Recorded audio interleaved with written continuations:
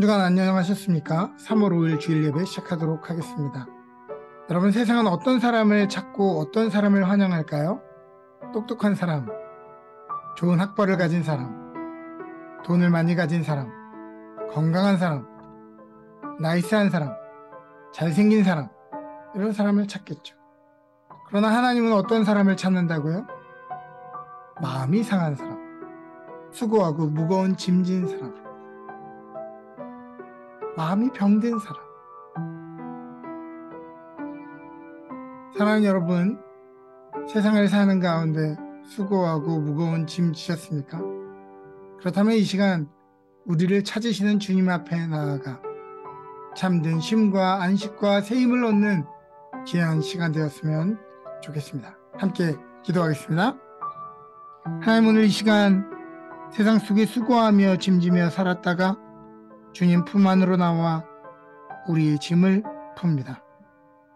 목마른 자들은 생수를 마시게 하시며 배고픈 자는 기름진 양식을 먹게 하시고 영혼의 갈증을 느끼는 이들은 신성한 주의 음료를 먹게 하여 주옵소서. 우리 인생이 준비한 계획이 다 끝이 나고 나의 포도주가 바닥날 때 주님이 채우라 하시는 그 물이 우리가 준비한 포도주보다 훨씬 더 향기로워진다는 것을 기억하며 오늘 우리를 명하여 주님의 것으로 가득 채우게 하여 주시옵소서. 귀를 기울이고 주님 앞에 나아갈 때에 다윗에게 허락하셨던 확실한 은혜를 우리 모두에게 부어 주옵소서. 주의 은혜를 사모합니다. 우리 주 예수 그리스도 이름으로 기도합니다. 아멘.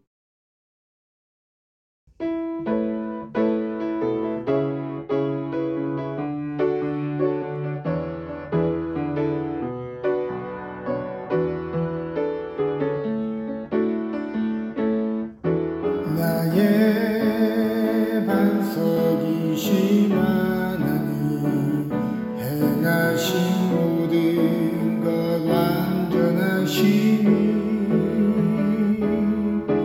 나의 생명 되신 하나님, 내게 행하신 일 찬양합니다. 신실하신 하나님, 실수가 없으신 좋으신 나의 주, 신실하신 하나님, 실수가 없으신 좋으신 나의 주, 좋으신 나의 주.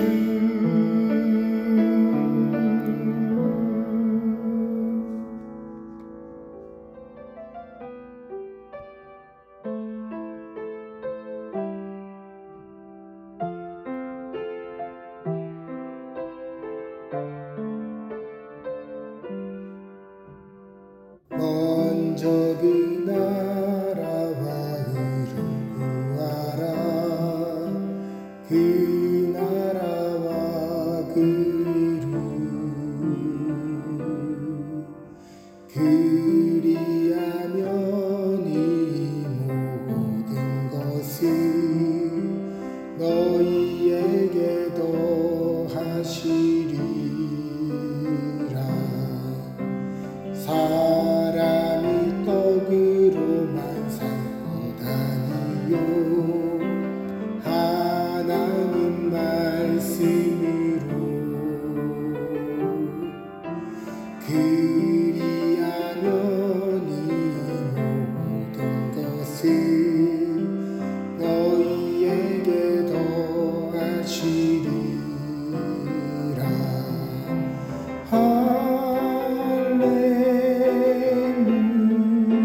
할렐루야, 할렐루야,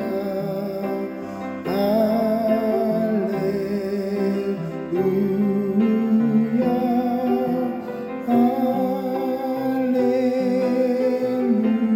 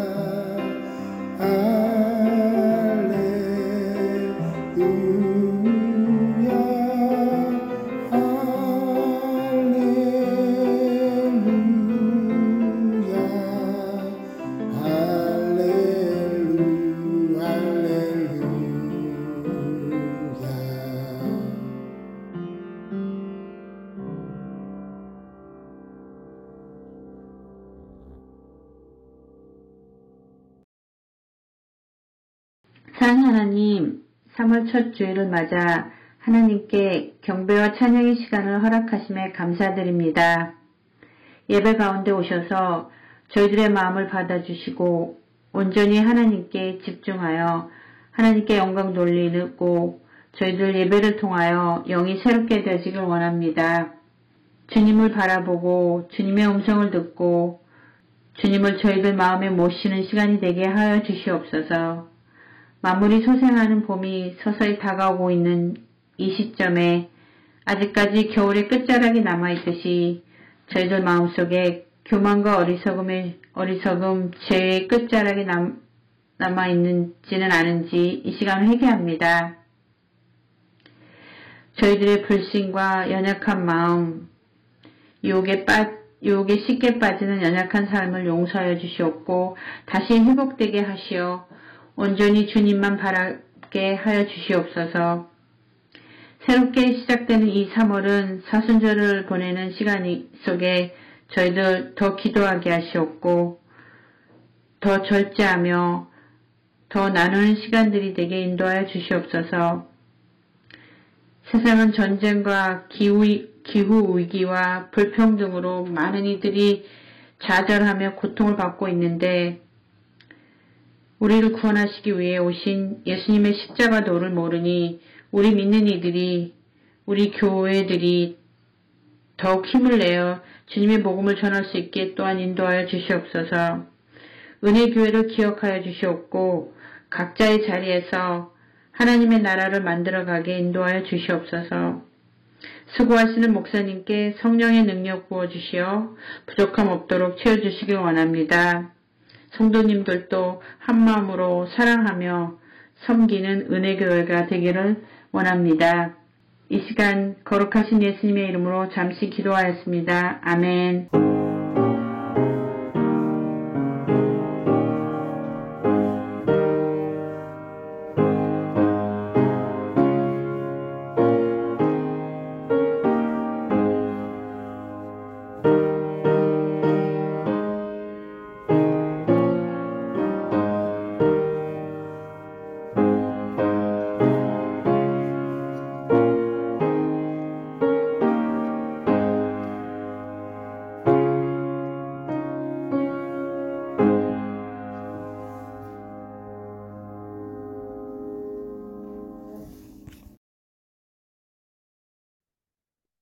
오늘 우리에게 주는 하나님의 말씀은 마태복음 4장 1절부터 4절 말씀입니다. 그때 예수께서 성령에게 이끌리어 마귀에게 시험을 받으러 광야로 가사 40일을 밤낮으로 금식하신 후에 줄이신지라.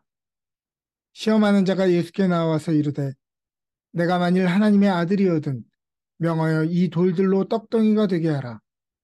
예수께서 대답하여 이르시되 기록되었을 때 사람이 떡으로만 살 것이 아니요 하나님의 입으로부터 나오는 모든 말씀으로 살 것이라 하였느니라 하시니 아멘. 오늘 우리에게 주시는 하나님의 말씀입니다. 오늘은 마태복음 4장 말씀을 가지고 사람은 빵으로 살지만 빵이 삶의 전부는 아닙니다. 라는 제목으로 말씀을 전하도록 하겠습니다. 오늘은 예수님이 받으셨던 세 가지 시험 중 그 첫 번째 시험에 대해서 나누고자 합니다. 예수님은 광야에서 40일을 줄이신 뒤에 인간으로서 가장 연약한 상태에서 시험을 받으십니다. 예수님이 인간으로서 세 가지 시험을 받으신 이유는 그 세 가지의 시험들이 오늘 우리 인생들이 반드시 만나게 되는 가장 보편적이고도 가장 어려운 문제라는 것을 예수님도 아셨기 때문입니다. 그러므로 우리가 여전히 그토록 헤매는 문제, 그러나 예수님이 이겨내신 시험의 첫 번째는 돌을 떡으로 바꿔보라고 하는 시험이었죠. 그러나 이것은 단순히 음식에 대한 문제라기보다는 1차원적인 인간의 필요, 즉 먹고 사는 것의 문제를 다루고 있다고 봐도 좋을 것 같습니다.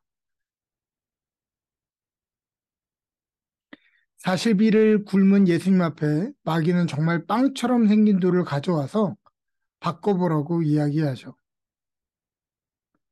혹시 여러분들도 먹고 사는 일에 절박했던 적이 있습니까? 사람이 절박해지면요, 보고 싶은 대로 보는 경향이 있죠.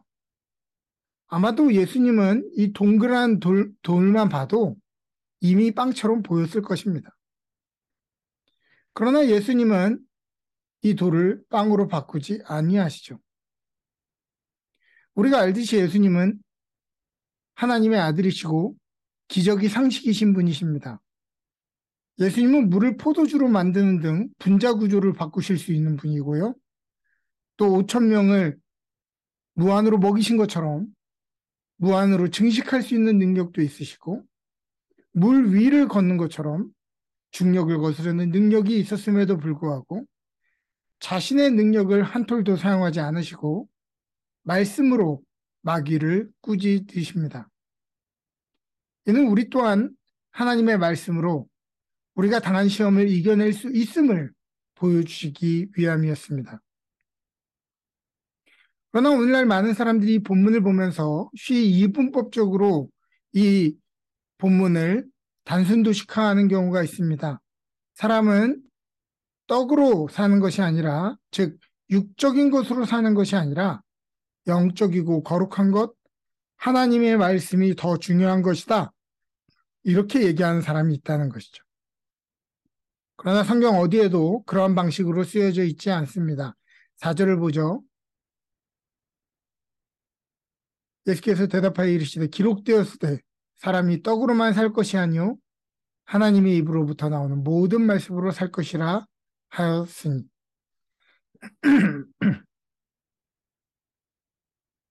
다시 보니 떡보다 말씀이 중요하다 이렇게 얘기하지 않죠. 영어 성경으로는 뭐라고 되어 있는지 볼까요? Man does not live on bread only. 사람은 빵만으로 사는 존재가 아니다라고 하는 해석이 더 맞는 것이죠. 다시 말하면 이 말은 우리의 삶에 먹고 사는 문제는 육체적인 문제요, 영적인 것보다 덜한 것이다. 이런 말이 아닙니다. 여전히 우리의 삶에는 먹고 사는 것이 삶의 가장 중요한 부분 중에 하나지만 그것만이 전부가 아니라 그 너머의 것이 있다는 것을 말해주려 함입니다. 오늘 대부분의 사람들이 가장 고민하고 가장 두려워하고 가장 애쓰는 주제가 바로 먹고 사는 문제입니다. 한 통계에서 북미 가정의 80% 이상이 이혼의 위기를 겪었거나 겪고 있다고 이야기하고 있습니다.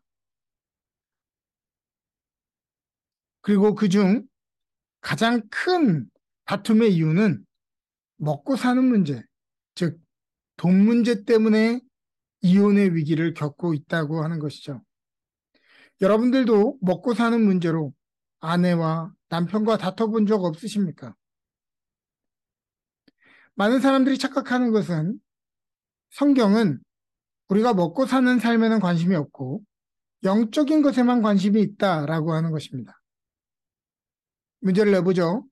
신약 성경 안에 믿음에 대한 구절이 몇 개나 된다고요? 네, 제가 이 예를 몇 번 들었기 때문에 여러분 기억하실 것입니다. 예, 215구절입니다. 구원에 대한 구절은 몇 구절이 나와 있다고 할까요? 네, 218구절입니다. 그러면 사람이 먹고 사는 것, 돈과 청지기적 책임에 대해서 다루고 있는 구절은 몇 개나 될까요? 네, 약 2084개라고 합니다. 우리가 생각할 때 영적인 가르침, 영적인 내용이 더 많아야 될 것 같죠. 그러나 성경의 거의 대부분 우리가 얘기하는 믿음과 구원보다 10배에 달하게 중요하게 다뤄지는 내용이 뭐냐? 그것은 바로 우리의 삶에 먹고 사는 문제라고 하는 것입니다. 과거로부터 지금까지 인간은 먹어야만 살 수 있는 존재입니다. 그것은 기본적인 생존 조건이기 때문이죠. 하나님은 광야의 이스라엘 백성에게 야, 너희들끼리 알아서 먹고 살아라 하지 않으시고 그들에게 매일 필요한 만나를 매일 공급해주는 세밀함을 보여주셨습니다. 하물며 하나님의 그 관심이 오늘 저와 여러분들의 삶에도 적용되지 않겠습니까? 저도요, 먹고 살기 위해서 주중 노동의 현장에서 일을 하고 있습니다. 오늘은 제가 먹고 사는 이야기를 여러분들과 함께 좀 나눠볼까요? 목회자가 일을 한다고 하면 사람들의 반응은 대략 두 가지 정도로 나눠지는 것 같습니다. 첫 번째 반응은, 아, 그래. 목회자가 돈 버는 거 당연한 거다. 바울도 스스로 일을 해서 돈을 벌어 사역했는데 당연히 목사들도 그래야 되지 않겠냐? 라는 것이죠. 그래서 어떤 사람들은 교회의 재정에 의지하지 않고 목회자들이 알아서 이중직으로 삶을 꾸려야 된다. 이렇게 강요하는 사람들도 있습니다. 그러나 성경을 잘 읽어보면 바울이 자비량으로 사역했던 것은 데살로니가 교회에서 사역할 때뿐이었습니다. 나머지는 바울도 후원으로 생계를 이어갔죠. 그러면 데살로니가 교회가 어떤 상황에 있었습니까?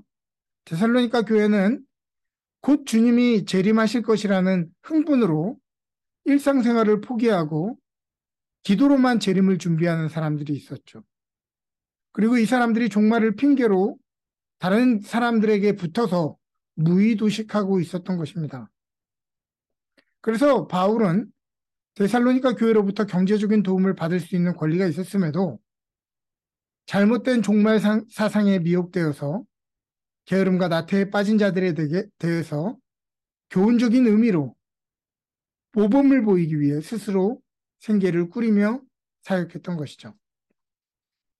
혹시라도 아직까지 바울의 이중직을 근거로 모든 목회자들과 또 유급 사역자들을 사건으로 몰아가는 그런 몰상식함은 없었으면 좋겠습니다. 물론 우리 교회는 그런 사람은 없지만 말입니다.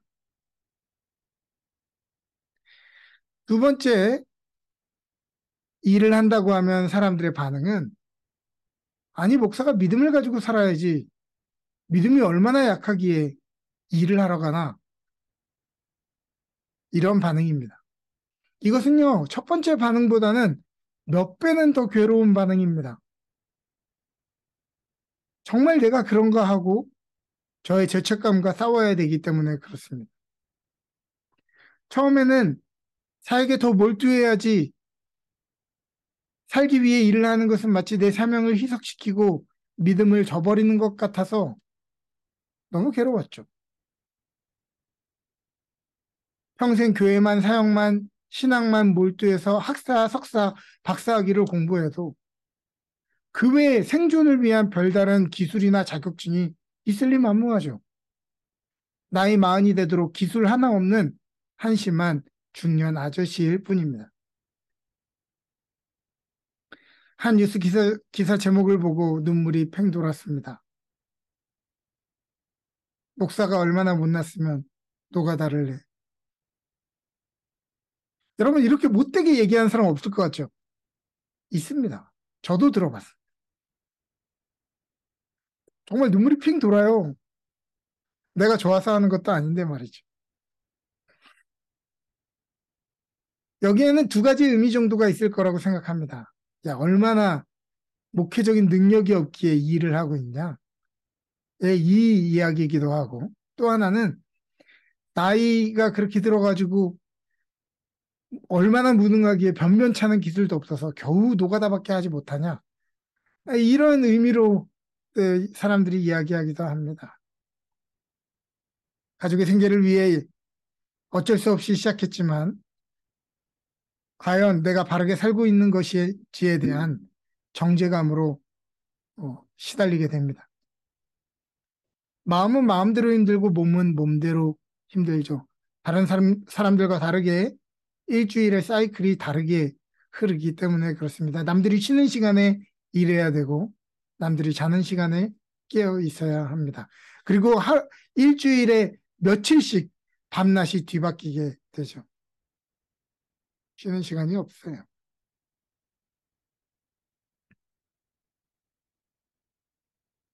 물론 일을 하면서 목회자로서 일을 할 때에 믿음의 도전을 받는 그런 부분들이 어떤 부분인지를 깨닫게 됩니다. 회의가 되는 부분이 있어요. 그것은 무엇이냐면 일반 사회에서 일은요.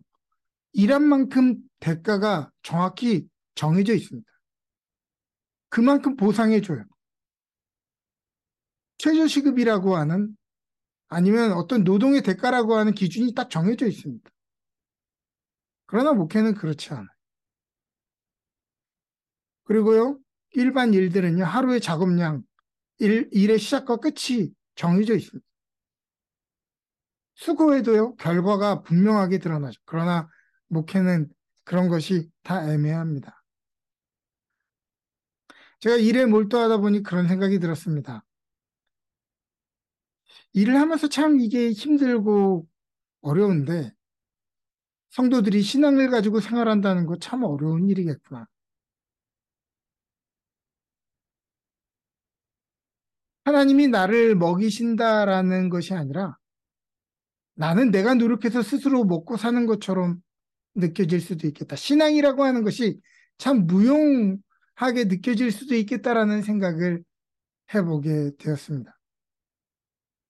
그러나 그 부분에 대해서는 제가 신명기를 묵상하는 중에 저 나름대로 명쾌한 답을 얻었습니다. 신명기 8장 11절부터 18절입니다. 내가 오늘 내게 명하는 여호와의 명령과 법도와 규례를 지키지 아니하고 내 하나님 여호와를 잊어버리지 않도록 삼갈지어다. 내가 먹어서 배부르고 아름다운 집을 짓고 거주하게 되며 또 내 소와 양이 번성하며 내 은금이 즉식되며 내 소유가 다 풍부하게 될 때에 내 마음이 교만하여 내 하나님 여호와를 잊어버릴까 염려하노라.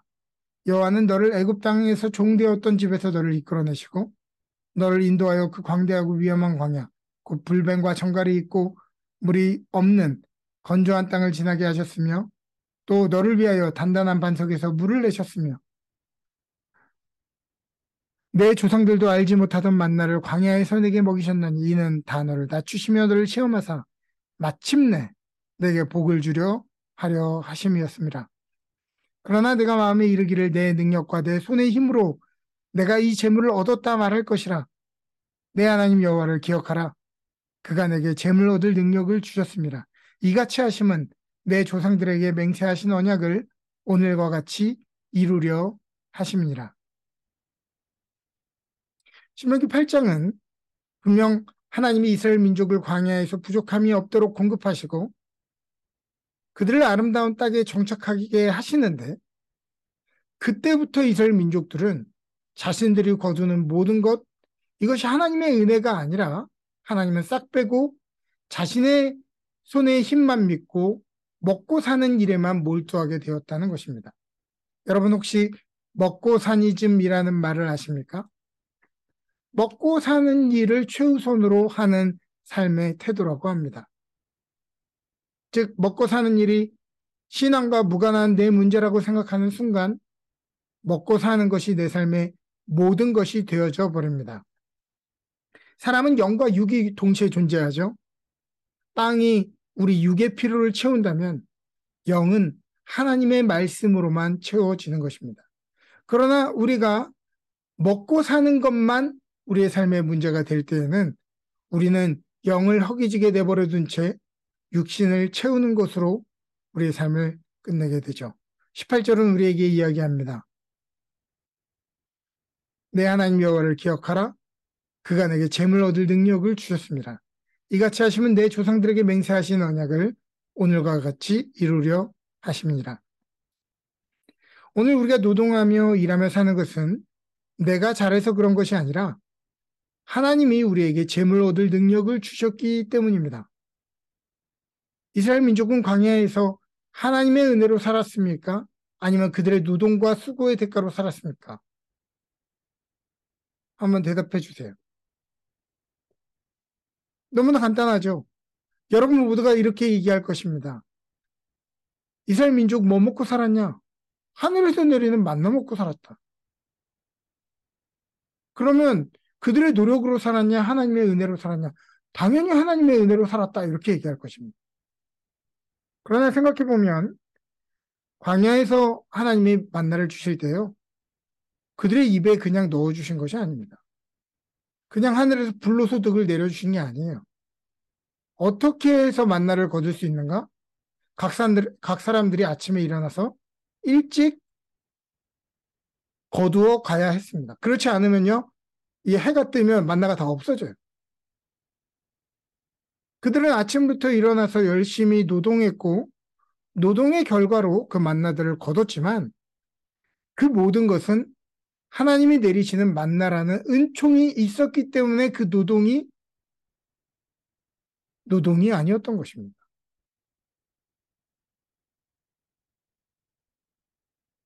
이스라엘 민족이 만나를 수고해서 거뒀다고 한들 만나 자체가 그들의 삶의 목적이 되어서는 안 될 것입니다. 당연히 만나를 통해 먹고 살도록 하시는 하나님과의 관계, 교제, 합당한 헌신으로 이어져서 영의 양식인 하나님의 말씀을 먹어야 하는 것이 정상이지요. 우리가 성경을 보면서 이스라엘 민족이 답답하게 보이는 것, 얘네들은 왜 은혜로 사는데 은혜로 반응하지 못하냐 하는 것, 여러분, 우리도 그렇게 살고 있는 것입니다. 그러면 오늘 여러분들에게 질문합니다. 오늘 우리가 사는 것은 우리의 노력한 수고와 빵에 의해서 사는 것입니까? 먹고 살기 위해서 신앙의 자리를 얼마든지 떠나고 바꿀 수도 있습니까? 아니요, 그럴 수 없습니다. 우리는 빵과 삶의 필요들에 의해 살지만 그 빵 너머에 빵을 우리가 얻을 수 있도록 우리 가정이 먹고 살도록 힘주신 분이 있기 때문입니다. 하나님은 각 사람의 상황에 따라, 각 사람의 재능에 따라 허락하신 일터를 통해 각자가 재물 얻을 능력을 주셔서 하나님의 공급하시는 매일의 만나를 그곳에서 공급받을 수 있게 하신 것입니다. 저도 처음에는 이 몸쓰는 일을 하면서 녹초가 되는 저의 모습을 보면서 나는 왜 이렇게 억지로 살고 있나 이렇게 생각이 들었지만은 이제는 하루 종일 일하고 지쳐서 쓰러진 다음에 다음날 눈이 떠지면 오늘도 하나님이 나에게 재물을 얻을 만한 힘을 주셨구나. 오늘도 우리 가정에 내리신 데일리 브레드를 이 만나를 내가 거두러 즐겁게 가야지. 이렇게 생각이 변했단 말입니다. 말씀을 정리해 보죠. 예수님은 우리가 먹고 사는 것이 얼마나 힘든지 아십니다. 그래서 그 시험을 광야에서 직접 받으신 것이지요.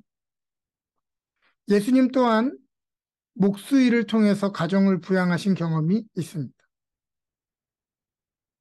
예수님은 40일을 굶으셨지만 그러나 빵 앞에서 자기의 사명과 삶의 목표를 잃지는 않으셨습니다.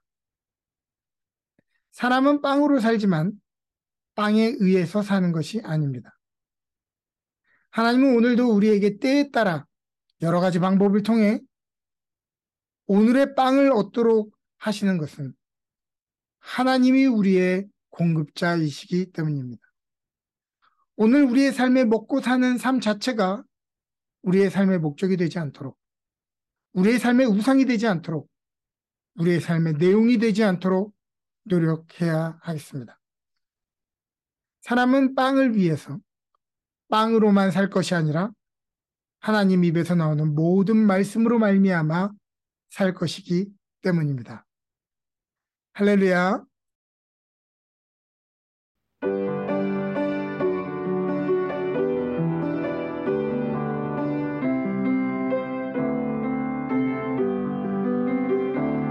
주 안에 있는 나에게 다른 힘이 있으라.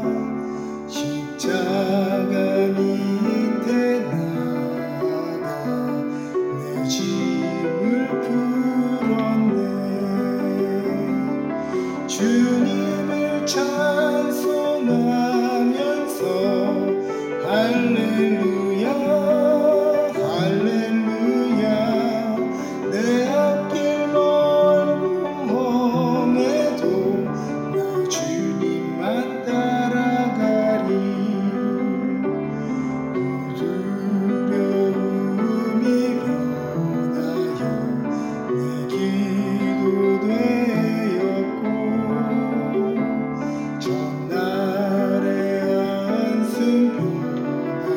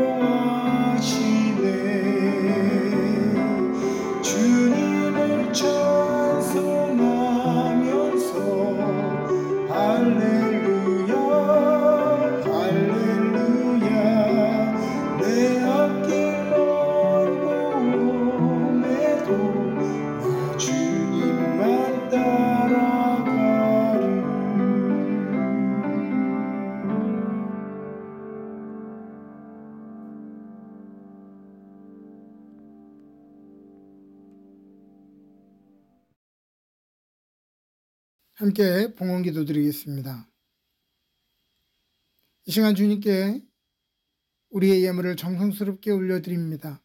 이 예물이 주님 앞에 올려지기까지 삶의 현장에서 수고하고 필요한 중에도 고분분투하였던 우리의 삶을 아시오니 이 예물 안에 담긴 우리의 눈물과 우리의 땀과 우리의 마음을 기뻐받아 주시옵소서. 하나님, 오늘 이 시간 두려움과 근심 가운데 있는 우리의 육신의 눈이 닫혀지고 마음의 눈이 열려서 주님께서 우리에게 주시고자 하는 부르심의 소망이 무엇이며 성도의 기업을 향한 풍성함이 무엇이며 우리에게 이미 베푸신 능력의 지극히 크심이 어떠한지 보게 하여 주시옵소서. 우리의 삶에 너무도 많은 것을 채워주신 것 기억하며 감사합니다. 오늘 우리에게 주신 것 감사합니다. 앞으로 우리의 삶을 보호하시고 인도하시고 채우실 것 감사합니다.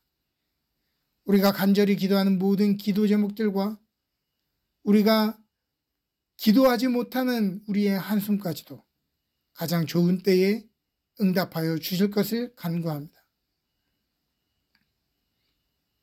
이 시간 주의 나라와 의를 위하여 이 예물을 올려드리오니 영원히 퍼내고 퍼내도 시원한 생수로 채워지는 기쁨의 우물들 되게 하여 주시고 이 예물이 강처럼 흘러 가는 곳곳마다 향기로운 꽃이 되고 숲이 살아나는 축복이 되게 하여 주옵소서. 지금도 고난받는 형제들에게 작은 위로가 되게 하시고 세계 선교의 마중물이 되게 하시며 새벽 이슬과 같은 다음 세대를 세우는 토양이 되게 하여 주시옵소서. 하나님의 교회와 각 성도의 가정이 주님을 섬길 때에 더욱더 견고하게 세워지는 기둥으로 쓰임받게 하여 주시옵소서. 성도의 예물과 함께 삶을 받으시는 우리 주 예수 그리스도의 이름으로 감사하며 기도합니다. 아멘. 지금은 우리 주 예수 그리스도의 놀라우신 은혜와 하나님 아버지의 지극하신 사랑하심과 성령님의 감화감동 교통하시는 은혜가 오늘도 우리에게 재물 얻을 만한 힘을 주셔서 매일 우리의 삶의 데일리 브레드를 거두게 하시고 그 은혜 가운데 우리가 빵으로만 사는 것이 아니라 하나님의 은혜로 산다는 것을 고백하며 살기를 원하는 주의 성도들 머리머리 위에 그들의 기업과 가정 위에 지금부터 영원토록 함께 계시기를 간절히 축원하옵나이다. 아멘.